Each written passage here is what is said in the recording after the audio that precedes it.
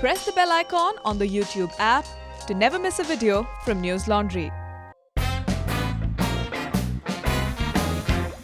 Hello and welcome to News Laundry Interviews. Today I have with me Vivek Kaul. Hi Vivek. Hi Abhinandan. And Vivek has just released his film called Bad Money: Inside the NPA Mess and How It Threatens the Indian Banking System. At one place, you spoke about like the face of the NPAs, the guys who took loans and fled India, are the Vijay Mallya and the Nirav Modis, right? Now you have at one point listed all the people who were mentioned in Parliament that these are the biggest defaulters. Right. But this Nirav Modi, Choksi, and Mallya are the poster boys. Right. Where are we on all the rest? Oh, I mean, actually, to be very honest, I have no clue. Because the media has also just, everyone's sort of lost, interest and when I was sort of sending across the final draft of the book, I just thought, let me just check and see if I can get something more and if I could add that to the book. But honestly, there was nothing there. For keeping the regular person in mind, because you have really explained certain things, I think over-explained them, keeping in mind that even from a non-economics background should completely understand this. This is a problem my father has always had with my writing. कि तुम बहुत ज़्यादा समझाते हो. In school, the subject that I was most interested in, or rather the subjects I was most interested in, one was mathematics and the other was civics. Now that was precisely because the civics teacher and the mathematics teacher knew what they were teaching. Right. Whereas when the guy who taught us English literature, and unfortunately I had to study Julius Caesar in 9th and 10th, was so bad that we could make out that he is reading out of a guidebook in the class, right? So that is something that has always stayed in my memory. Wherein when the material that is there, the material that you read is, or the material that gets taught to you, is how you learn. And that sort of stayed in my memory. So this is just an impact of that. So what happens is, a lot of times when I am writing, that writing in itself is it's a process for making myself understand. So that is where it starts. Before I come back into specifics, let's take the big picture. Where are we right now in the NPA mess? Okay. And how likely is it that it will kind of lead to a alarming collapse of any bank? So what has happened is that so in 2015, essentially, the cleaning up started when Dr. Raghuram Rajan ordered what is called the asset quality review. And that essentially forced public sector banks to declare bad loans as bad loans. That is where the process started. Up until then, they were using various things to sort of ensure that they did not have to declare bad loans as bad loans. Then in late 2016, the insolvency and the bankruptcy code came into place. Now the problem is, now we have COVID. Okay, so the entire the gain of the last 3-4 years will be nullified because of the defaults which happened because of right. So that is very tricky territory. In fact, Raghuram Rajan said yesterday in one of the webinars that India will see NPAs beyond anyone's imagination now. And I did some basic number crunching today. And so what the banks are telling us is that by August, around 50% of the loans they have given will be under moratorium. Now, if 1/5 of that 50%, if 1/5 of those loans which are under a moratorium go bad, okay, so that will add another 10 lakh crore to the 9.4 lakh crore we already have. So you will have the same problem all over again. Now, we have hit alarmingly high rates of NPAs, or defaulting, whatever is the technical term for it. And we have come down. In fact, you have quoted that, this is in chapter 10. Right. As mentioned earlier, the bad loan rate of public sector banks in 93-94 was close to 25%. By the turn of the century, 99-2000, it was still at 14%. In 2004-5, the bad loan rate came down to 5.4%, and only in 2005-6, it fell below 5%. It was 3.7%. Right. Then, of course, it started climbing. I was just curious, how did it come down? Were recoveries made? Were assets taken over, or were they written off and then new deposits came and capitalized the banks again? I don't think many recoveries happened because back then the laws were not very strong. And what happened was that post 2000 2001, the Indian banking system started growing again. So once it started growing, the bad loans as a proportion of the total loans automatically came down. So which is why, okay, now the negative impact of this was, the politicians, because they'll have a lot of pressure from the corporates and will want to kick the can down the road this time around as well, uh, on the with the logic that maybe 1 year later they'll be able to pay and all that. But the point is, if they're not able to pay right now, there is no way they're going to be able to pay 1 year later also. Now, I know you don't like really talking politics, and you like to stick to economics, but Because I don't understand. I don't want to make a fool of myself.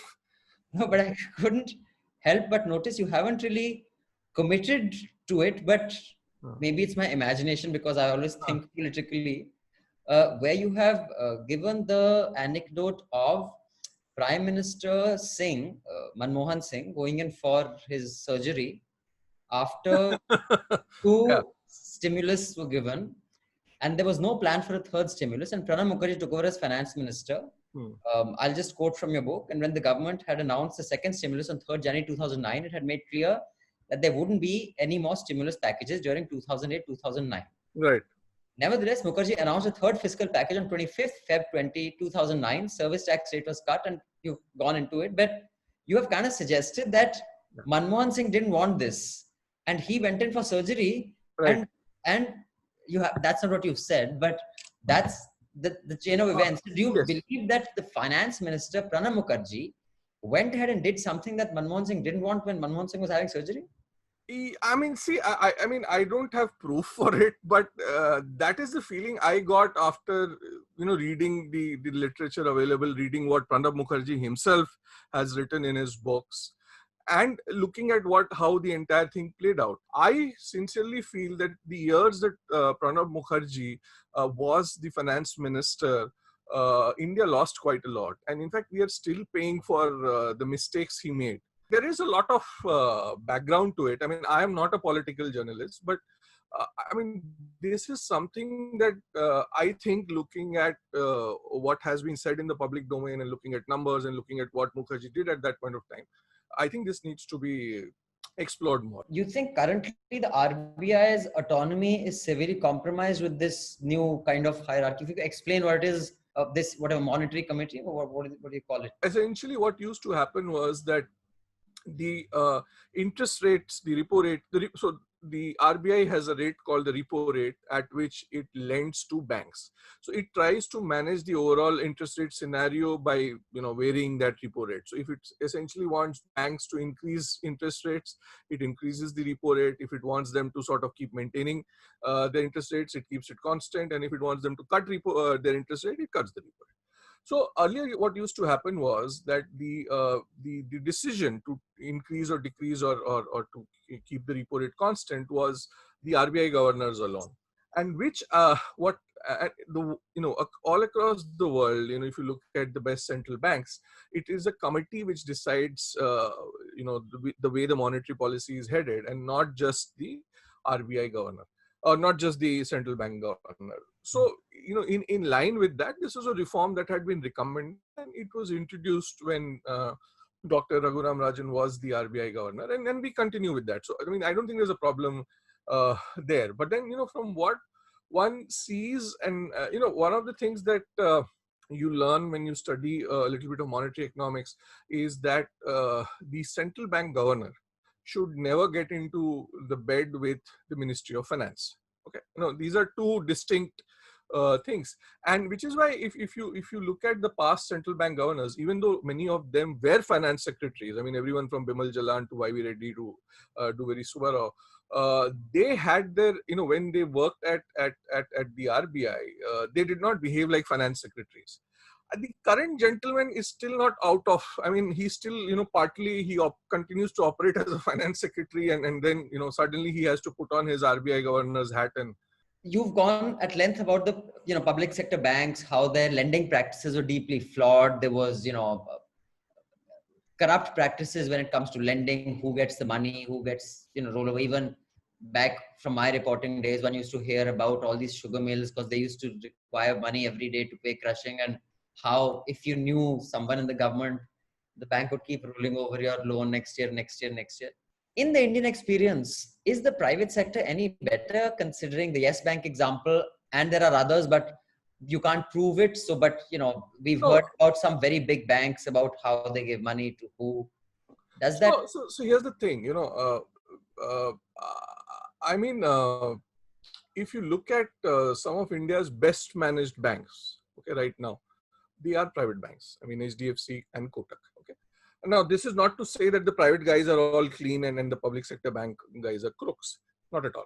In fact, if a couple of banks, one bank was Vijaya Bank, the other was Indian Bank. Now, these banks have been merged into other bigger banks, but they, their NPA rates were not really very high. So it's not to say that, public sector banks are all crooks. Even SBI, for that matter, before all the associate banks and the Bharti Mahila Bank got merged into it, they had also managed to clean up their balance sheet very, very fast. But once these associate banks came in, then the problem sort of escalated all over again. When a private bank sort of gets into a mess, the market can really hammer it.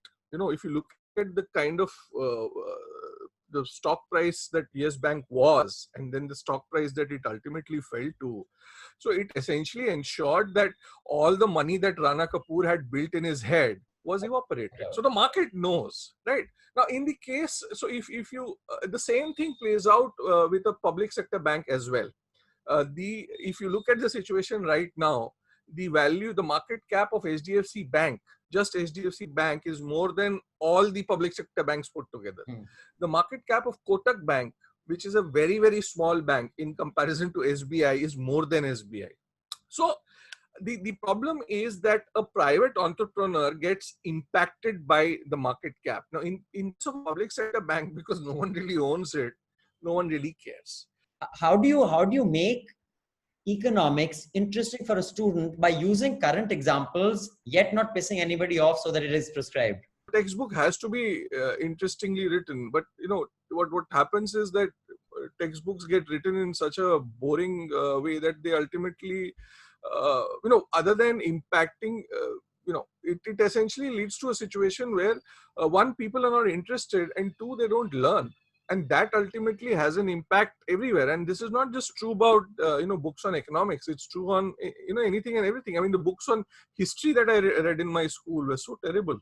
But when I read history now, I mean, I have read, all the great history books ever written on the history of economics.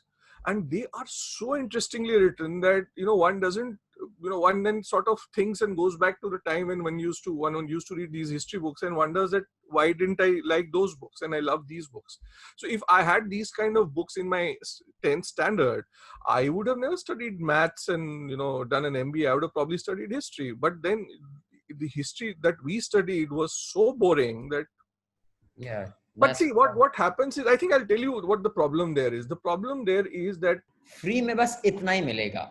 To watch the full unedited interview, subscribe to News Laundry and pay to keep news free, because we depend on your subscriptions to survive and not advertisements, which is why you see our videos and our site are ad free.